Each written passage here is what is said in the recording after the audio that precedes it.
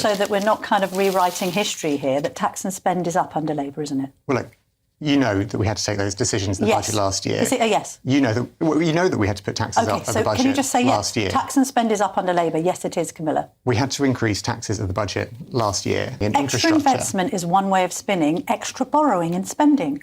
Are you borrowing and spending more in this Parliament? Yes or no, James Murray? After a minute of denials, Camilla pushes the admission.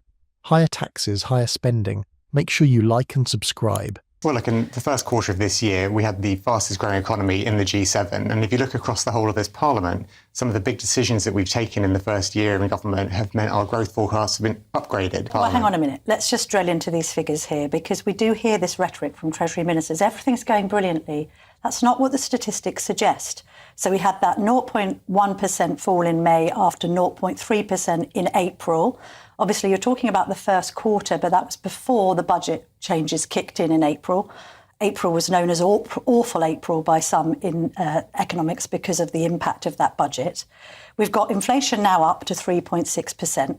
We've got unemployment up to 4.7% from 4.4 in January. We've got almost 110,000 fewer payrolled employees since March. We've got the worst job market slump in more than 4 years.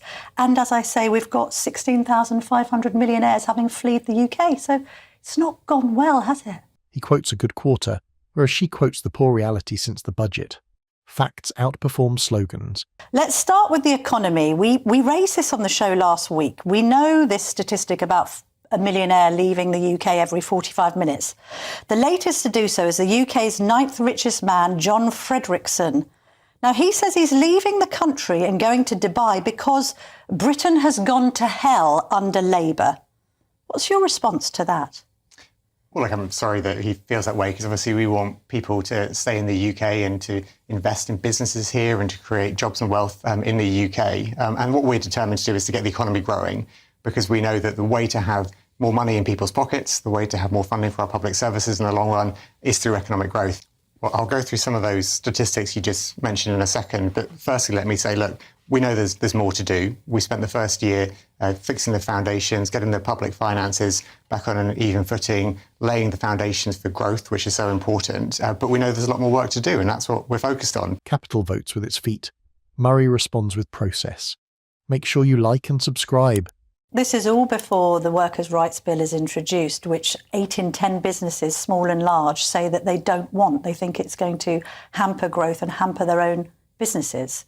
Well, we've been working with those businesses to make sure that we, as we introduce employment rights legislation, which is so important to give people and families security, we're working with businesses to do that. But can I just say one point, which is that what businesses were telling us all the time in opposition, and they tell us now as well, is that what they want above all else is stability. What they want is as much certainty as possible. And that's why fixing the public finances was so important for us to do in the first budget last year. But you haven't fixed the public finances, have you? Because government spending is going to reach a record level by the end of this Parliament. No, we can't. So in what world have you fixed government spending? You're spending £100 billion more. Businesses issue warnings. The minister uses a vibe term, stability.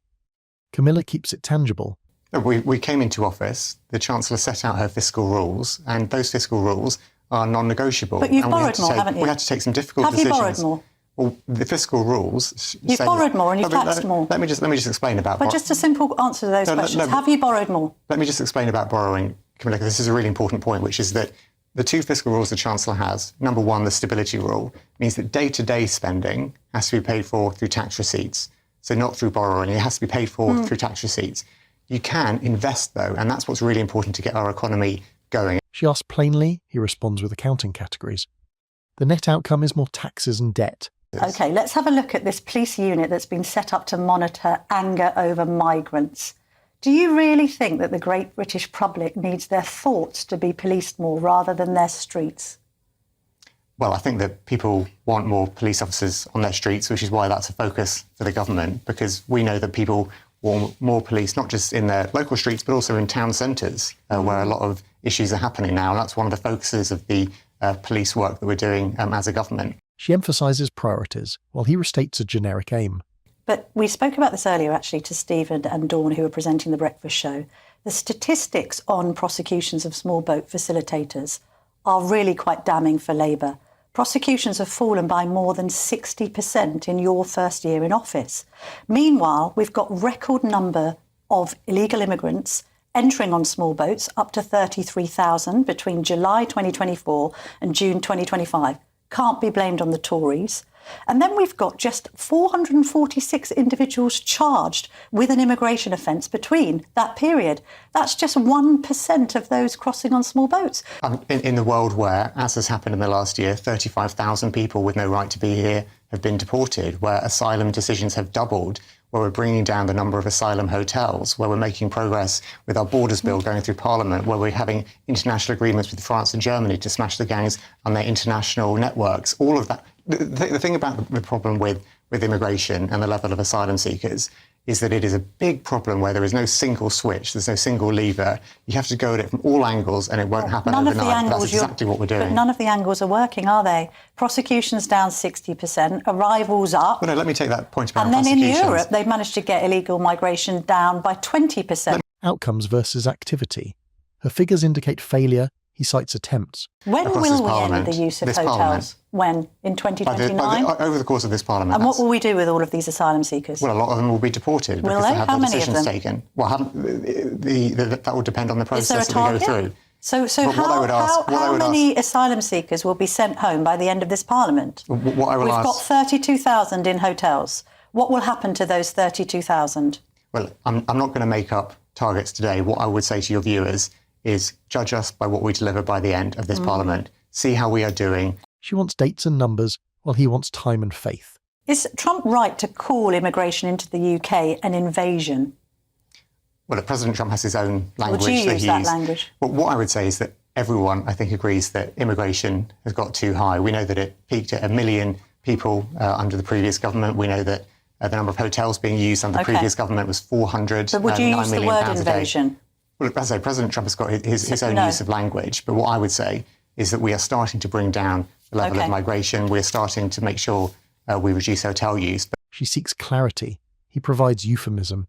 We've got less than a minute left, so I'll ask you a quick question about your former Labour colleague, Jeremy Corbyn, now more popular than Keir Starmer. When asked whether they had a favourable or unfavourable view of Corbyn, 25 said favourable, 62 said unfavourable, but compared to Starmer, only 23% said favourable and more said unfavourable, 67%. So this man that drove Jewish MPs out of the Labour Party is now more popular than the Prime Minister after a year of Starmer in office. What does that say about Starmer? Well, Keir Starmer is focused on delivering our promises to the British people, and that's what our government is all about. It's all about putting more money in people's pockets, getting NHS waiting lists down, improving schools. It's about getting the economy growing. That is what we're focused on, and we will be judged by delivering. For 16 and 17-year-olds has backfired terribly if Corbyn benefits. Well, no, look, you have to work out what age you think people are able to vote at. They're going to vote for Corbyn. We think that and Farage. This is not about who people vote for. This is about the principle of when people should be engaged in the democratic process. And it was in our manifesto. She cites the scoreboard, whereas he cites the rule book. The slide is genuine, but the answers are formulaic. Let us know what you think down below in the comments.